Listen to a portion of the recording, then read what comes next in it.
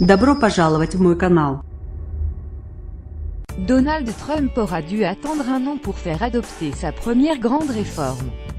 Le président des États-Unis a salué une victoire historique alors que le Congrès américain a adopté, mercredi 20 décembre, une réforme fiscale qui prévoit des baisses d'impôts historiques. Ce gros cadeau de Noël promis par l'administration Trump ne fait pourtant pas l'unanimité parmi les Américains.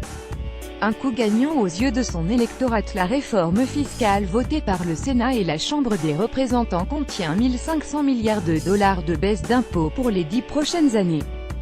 C'est tout simplement la plus grande réforme fiscale depuis les années 80 et l'époque Reagan. Ces baisses d'impôts concerneront tout d'abord les entreprises, dont le taux d'imposition passera de 35 à 21%. L'administration Trump fait le pari que les sociétés vont en profiter pour augmenter les salaires. La réforme concerne également le taux maximal de l'impôt sur le revenu. Il sera revu à la baisse de 40 à 37%.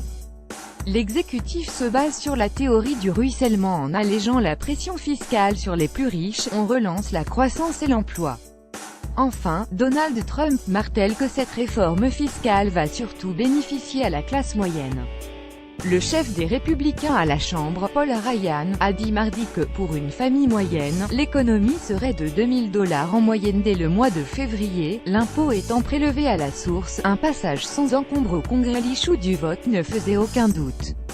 La réforme a été adoptée par le Sénat dans la nuit de mardi à mercredi, avec 51 voix pour et 48 contre. La Chambre des représentants avait déjà voté mardi, mais il y avait eu un vice de procédure. Ils ont donc dû procéder à un nouveau vote. En réalité, il n'y a pas eu de suspens. Le beau et gros cadeau de Noël que le président Trump avait promis aux Américains avant le 25 décembre sera donc au pied du sapin dans les délais souhaités par la Maison-Blanche. Cependant, les Américains sont assez dubitatifs concernant cette réforme, selon les derniers sondages. Ainsi, CNN estime que 55% des interrogés sont opposés à la réforme, contre 33% pour. De leur côté, le Wall Street Journal et CBS dévoilent un sondage dans lequel 76% des Américains disent penser que la réforme va surtout bénéficier aux entreprises. Ils sont 69% à estimer qu'elle va favoriser les plus riches.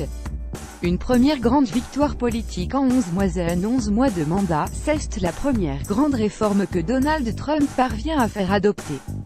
On se souvient notamment de ses difficultés sur l'abrogation de l'Obamacare ou sur l'adoption des décrets migratoires. Au terme de plusieurs semaines de négociations avec les républicains, Donald Trump obtient donc une victoire de taille. Sur son compte Twitter, le président s'est réjoui. Les résultats vont parler d'eux-mêmes. Des emplois. The tax are so large and so meaningful, and yet the fake news is working overtime to follow the lead of their friends, the defeated Dems, and only the men. This is truly a case where the results will speak for themselves, starting very soon. Jobs, Donald J. Trump @Real Donald Trump 20 décembre de 017 à lire aussi présidentielle américaine États-Unis d'Amérique Donald Trump Monde.